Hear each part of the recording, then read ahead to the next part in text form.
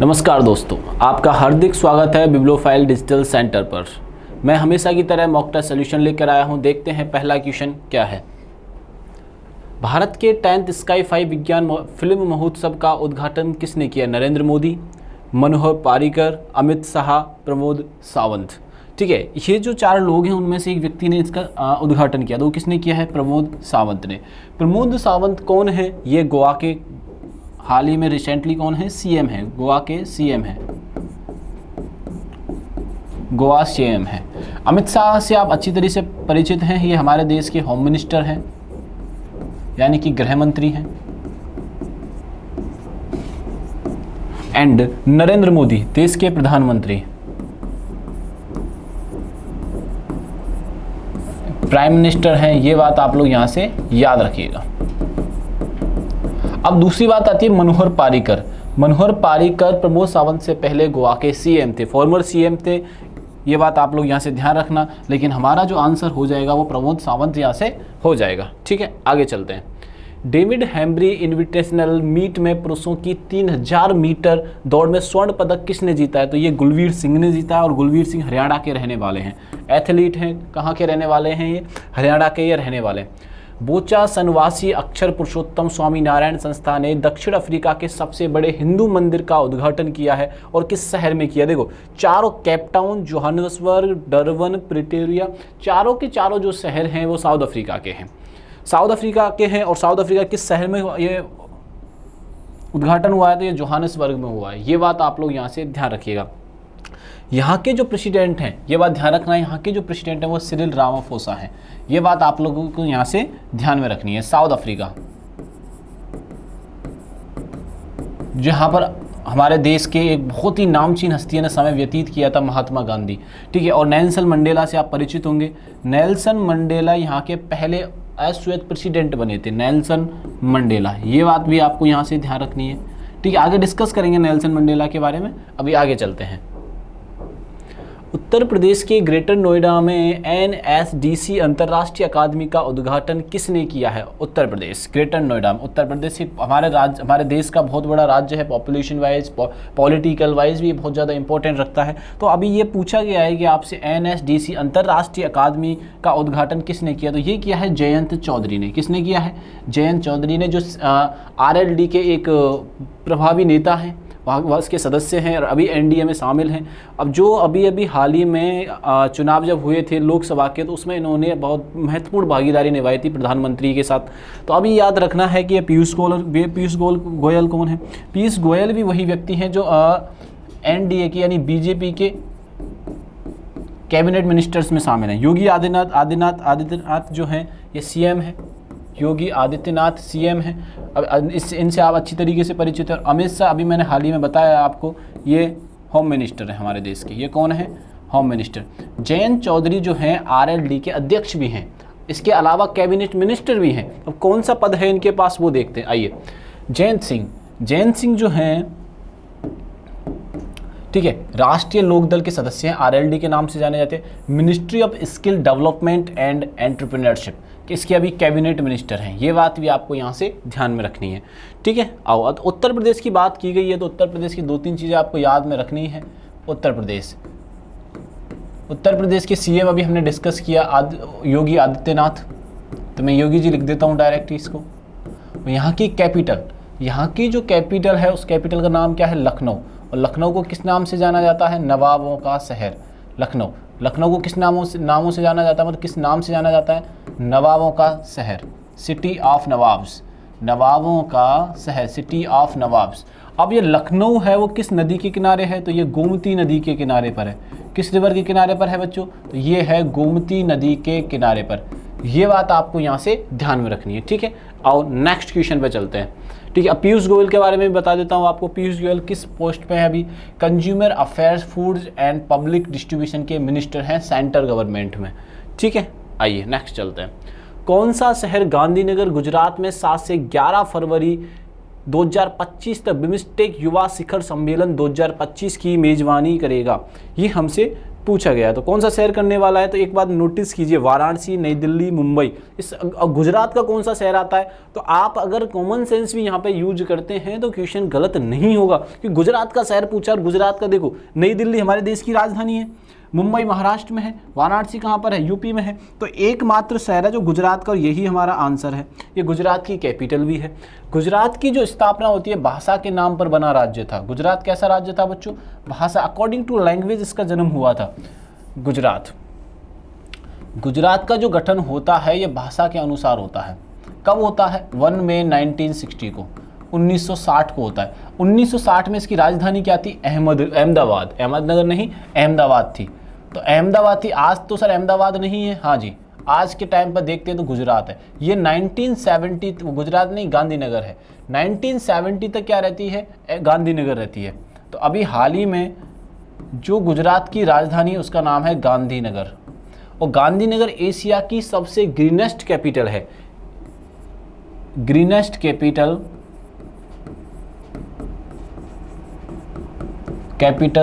In Asia. ये हमें यहाँ से याद रखना है, ठीक है। गुजरात के बारे में छोटी सी इंफॉर्मेशन है जो हमें यहाँ से याद रखनी है। एक है गांधीनगर। अब आता है मुंबई। मुंबई और वाराणसी, ये दोनों शहर भी बहुत ज़्यादा इंपॉर्टेंट हैं। कैसे, मैं पहले मुंबई की बात करता हूँ आपसे। मुंबई को 7 आइसलैंड सिटी कहा जाता है।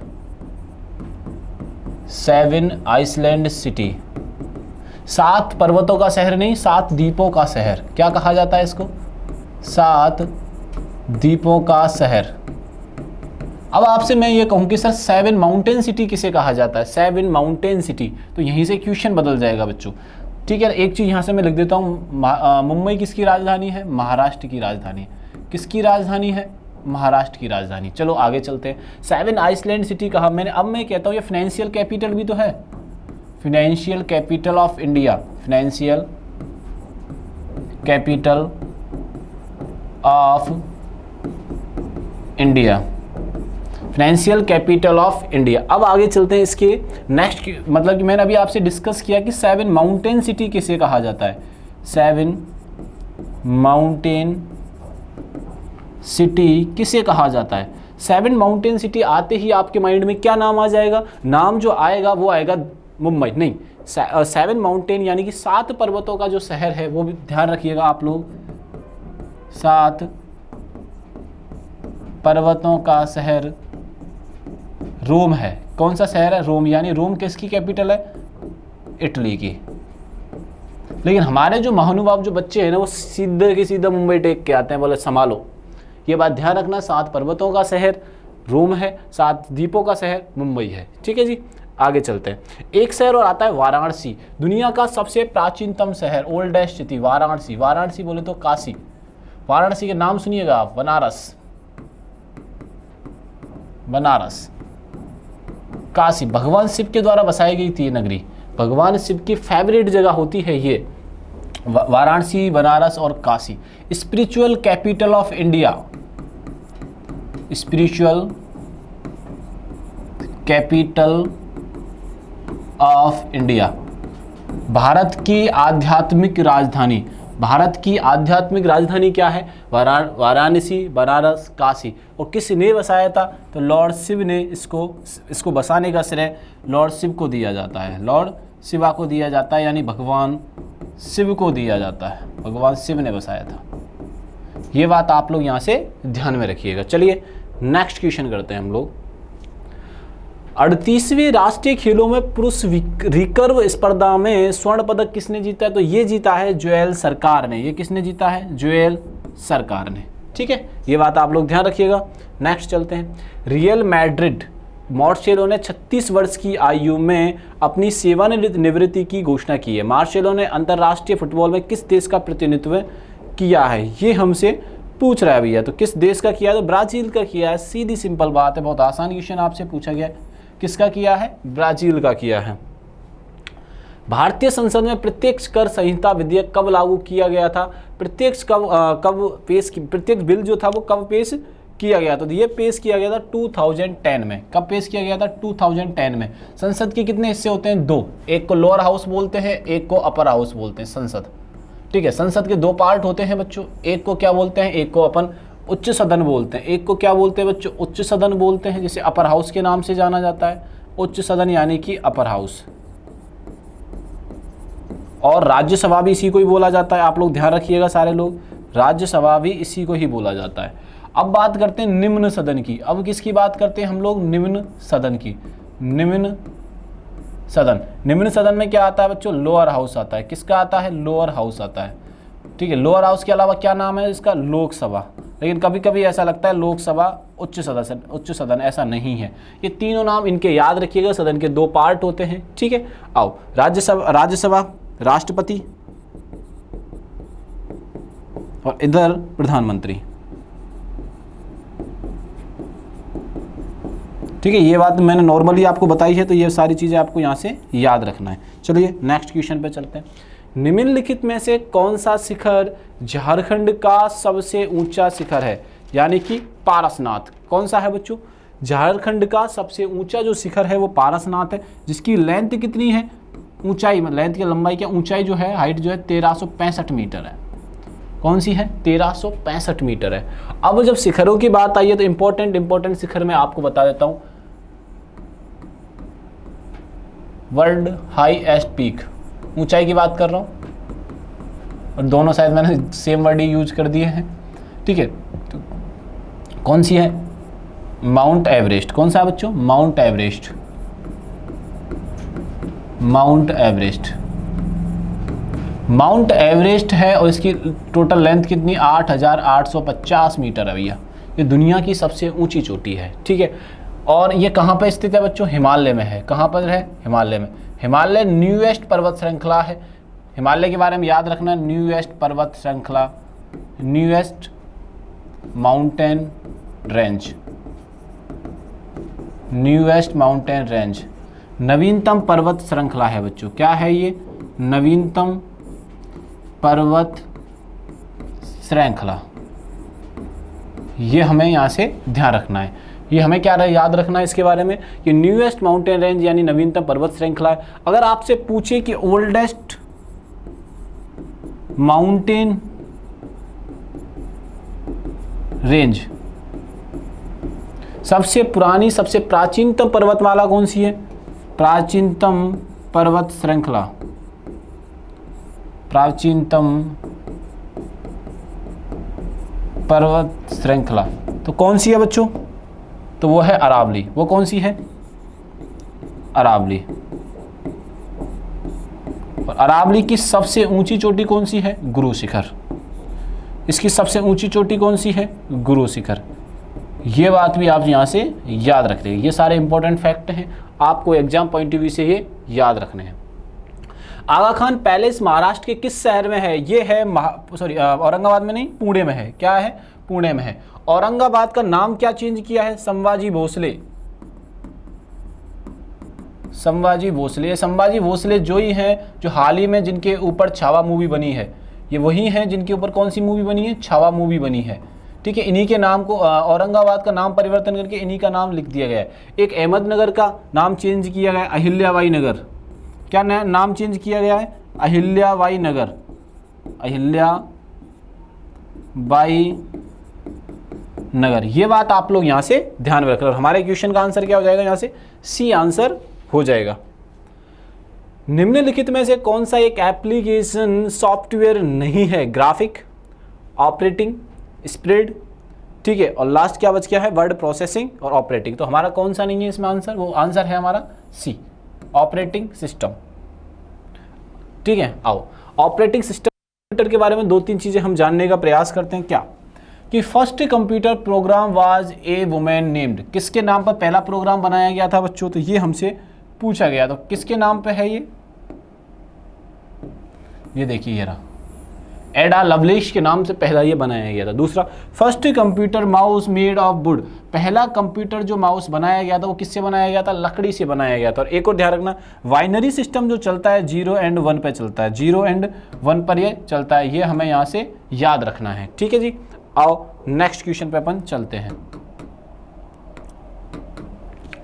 मौर्य साम्राज्य काल से कुछ समय पूर्व लगभग वर्ष पहले चीन में सम्राटों ने विशाल दीवार का निर्माण किया था। वो किसने समय पहले? लगभग 2400 वर्ष पहले ये पूरा कार्य किया था। अब आते हैं मौर्य काल।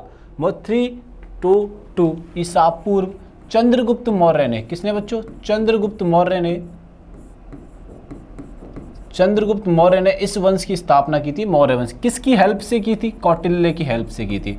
किसको हराया था? नंद वंश को हराया था। कौटिल्य की सहायता से करते हैं। और किसको हराते हैं? ये नंद वंश को। नंद वंश के जो लास्ट शासक थे उन्हें हराते हैं। किस वंश का अंत होता है? नंद वंश का अंत होता है। प्रारंभ किसका होता है? मौर्य डायनेस्टी का प्रारंभ होता है। ये भी आपको यहाँ से याद रखना है, ठीक है। आओ नेक्स्ट चलते हैं। निम्नलिखित में से कौन सा शब्द ब्रह्मांड के लिए दूसरा शब्द है? खगोल विज्ञान। खगोल विज्ञान होता है, क्या होता है कि हमें एस्ट्रोनॉमी की अध्ययन करना है। Study of astronomy, study of astronomy, study of universe लिखो, study of universe. Study of universe को क्या बोलेंगे हम? एस्ट्रोनॉमी बोलते हैं। उसको क्या बोलते हैं? एस्ट्रोनॉमी बोलते हैं। बात समझ में आई कि नहीं आई? ठीक है, ठीक है। दूसरा है सुपरनोवा। एक ये वर्ड भी बहुत इंपॉर्टेंट है। जो तारे में बहुत बेहतरीन तरीके से, बहुत भयंकर तरीके से जब विस्फोट होता है तो वो तारा सुपरनोवा कहलाता है। जैसे हिंदी में बोलते हैं अभिनव तारा। क्या बोलते हैं सुपरनोवा को? अभिनव तारा। ये बात भी आपको यहाँ से ध्यान रखना है, अभिनव तारा। हमसे दूसरा नाम पूछा गया, दूसरा नाम है यहाँ पर ब्रह्मांड यानी कि कोस्मोस, ठीक है। कस्मोस भी बोल देते हैं कई लोग इसको। चिकनगुनिया मच्छर के कारण होने वाला एक संक्रमण है। किस मच्छर से होता है? एडीज से होता है।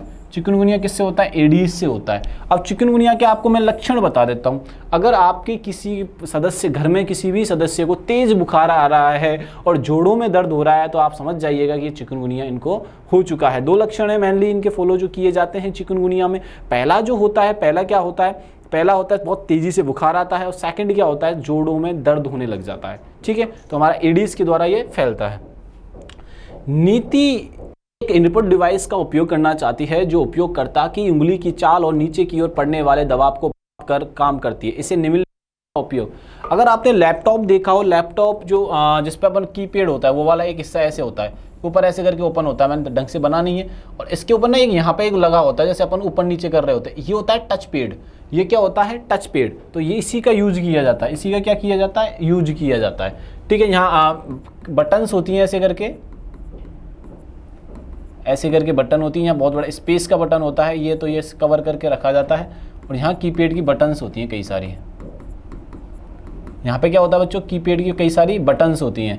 तो अब स्पेस के नीचे एक यहाँ पे एक पेड़ होता है, यहाँ पे एक जगह बनी होती है, इसे बोलते हैं हम टच पैड। इसी का यूज किया जाता है। इसी का क्या किया जाता है? ये यूज किया जाता है। भारत में दहेज प्रतिषेध या अधिनियम किस वर्ष पारित किया गया था? तो ये 1961 में पारित किया गया था। कब पारित किया गया था? 1961 में पारित किया गया था। क्योंकि शादी ब्याह ऐसा कोई पर्व होगा तो हम क्या करेंगे? दहेज प्रथा या दहेज नहीं लिया जाएगा। ये बात आप लोग यहाँ से ध्यान में रखिएगा, ठीक है। आगे चलते हैं। हाँ, इसके बाद ध्यान रखना, इसमें ना ये मतलब हम ऐसे बोलते हैं कि इसमें जमानत नहीं मिलती है भाई। कोई ले रहा हो तो उसको ध्यान रख लेना, जमानत नहीं मिलती है। बोला सर पास करने तो देख लेंगे, ठीक है। ये बात ध्यान रखिएगा आप लोग। आधे लोग तो इसलिए पढ़ रहे होते हैं कि बस भाई शादी हो जाए अपनी, तो आधे लोग तो बस यही सेट हो जाए। तो देखो मेरा मानना ये है कि एक चीज़ पे फोकस किया जाए। बोला सर कर रहे हैं ना, मेरा इंटेंस ये है कि आप पता रहे आपको कि हम पढ़ाई करने आए हैं और आपके जीवन का ये समय है, गोल्डन समय चलता है स्टूडेंट की लाइफ। जब वो 12th पास करता है और ग्रेजुएशन या पोस्ट ग्रेजुएशन जो होती है उसके जो 5 इयर्स होते हैं ना, उनमें वो लाइफ में कुछ भी कर सकता है। लेकिन लोगों का माइंड सेट है कि हम कॉलेज में जाएंगे, मस्ती मजाक जो भी करेंगे, उसकी वजह से बहुत लोग पीछे हो जाते हैं। लेकिन जो फोकस लोग होते हैं वो क्या करते हैं? फर्स्ट ईयर से मेहनत करते हैं, in term of 3rd year या 4th ईयर में अपना सिलेक्शन लेके, गवर्नमेंट जॉब अपने हाथ में लेके वो निकल लेते हैं। सो आफ्टर दैट वो लाइफ में कुछ भी करना चाहते हैं तो वो कर सकते हैं। लेकिन जो लोग वो टाइम को यूटिलाइज नहीं कर पाए तो आगे जाके ना अपने टाइम को फिर उनको यूटिलाइज भी नहीं हो पाती हैं चीज़ें, ठीक है जी। आओ, निम्नलिखित में से किस झील को श्रीनगर के आभूषण के नाम से जाना जाता है? तो वो झील का नाम है डल। डल झील श्रीनगर या श्रीनगर के आभूषण के रूप में जाना जाता है। वेवनाथ झील, तो मैं झीलों के बारे में, लेक्स के बारे में बता रहा हूँ। पहले देखेंगे फ्रेश वाटर झील। वो भी जम्मू कश्मीर में है, फ्रेश वाटर झील, ये आपको खुद बताना है, इसका मैं आंसर नहीं करूँगा, ठीक है। चलो ऑप्शन दे देता हूँ, 2 झीलों के नाम लिख रहा हूँ, बहुत फेमस झील है, एक है डल, एक है वूलर, इनमें से है आंसर इसका, ठीक है। दूसरी बात आ जाओ, फ्रेश वाटर के अलावा एक आता है साल्टेड वाटर। साल्ट वाटर की सबसे लार्जेस्ट झील कौन सी है? वो है सांवर, राजस्थान में है, ये बात आप लोग यहाँ से ध्यान रखिएगा, सांभर राजस्थान में।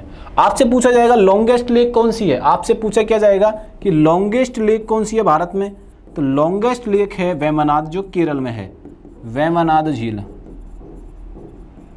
वेमनाड लेक वो कहाँ पे है, जैसे ये वाली जो है ये है केरल में।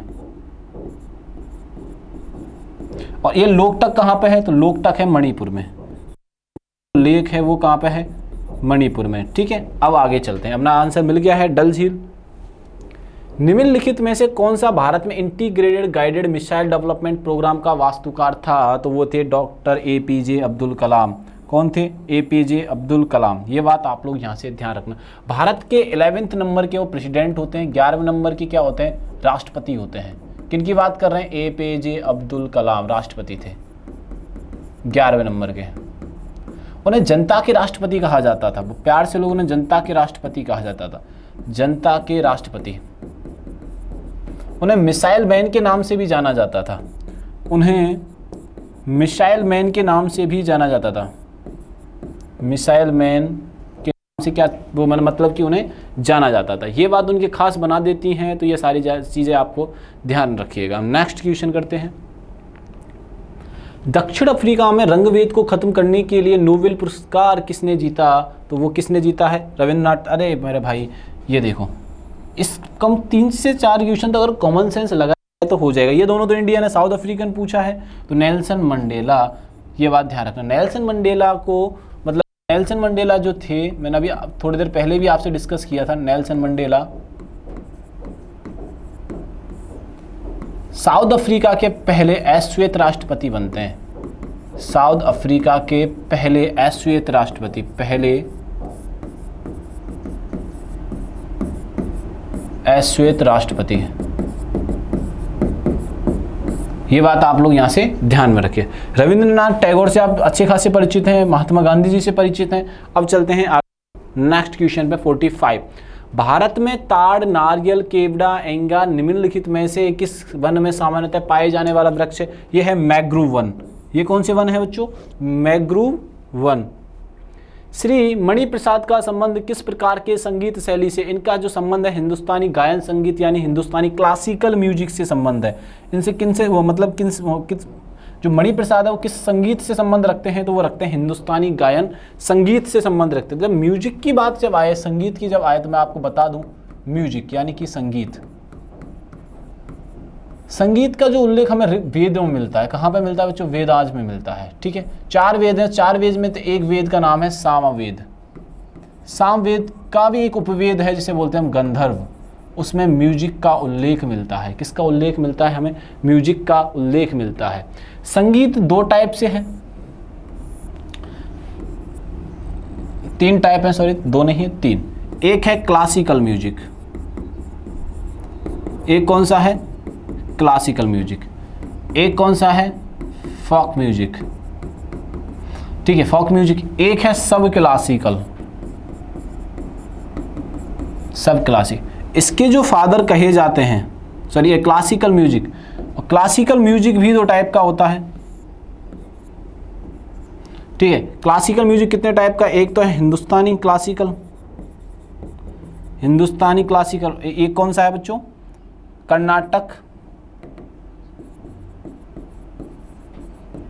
का क्लासिकल म्यूजिक। इसके जो फादर कहे जाते हैं, तानसेन को कहा जाता है, और कर्नाटक म्यूजिक के जो फादर कहे जाते हैं वो पुरंदरदास को कहा जाता है। ये बात भी आपको यहां से याद रखनी है। चलिए नेक्स्ट क्वेश्चन करते हैं। भारत की पहली महिला मुस्लिम शासक कौन थी? रजिया सुल्तान, इल्तुतमिश की बेटी। ये बात आप लोग ध्यान रखें। इल्तुतमिश एक गुलाम था। इल्तुतमिश कौन था बच्चों? गुलाम था, और गुलाम की बेटी राजा बनी। खुद भी राजा था होने को, लेकिन गुलाम राजवंश के नाम से जाना जाता है। इसकी बेटी रुजिया सुल्तान सुल्ताना कहा जाता था, लेकिन सुल्ताना हटाकर इसने अपने आप को कहा रजिया सुल्तान। आपने गाना सुना होगा, रजिया गुंडों में फंस गई, वही रजिया है, ये गुंडों में जो फंस गई है। ठीक है जी, आओ नेक्स्ट पे चलते हैं। रमन अपने वाहन में प्रश्न दृश्य दर्पण को प्रयोग करना चाहता है, इसके लिए उसे किस प्रकार के दर्पण को चुनना होगा? उसे उत्तल दर्पण चुनना होगा, कॉन्वेक्स मिरर को चुनना होगा। कौन सा दर्रा कुल्लू घाटी को भारत के हिमाचल प्रदेश से और लाहौल स्पीति की घाटियों से जोड़ता है? तो वो है रोहतांग दर्रा। ये बात रोहतांग दर्रा है, ठीक है, ये बात आप लोग यहाँ से ध्यान रखना। अब एक वर्ड आता है पास, यानी कि दर्रा। इसका मतलब क्या है? मतलब ये है कि पहाड़ों के बीच एक संकरा रास्ता, पहाड़ों के मध्य संकरा रास्ता। बात समझ में आई कि नहीं? उसे क्या कहा जाता है?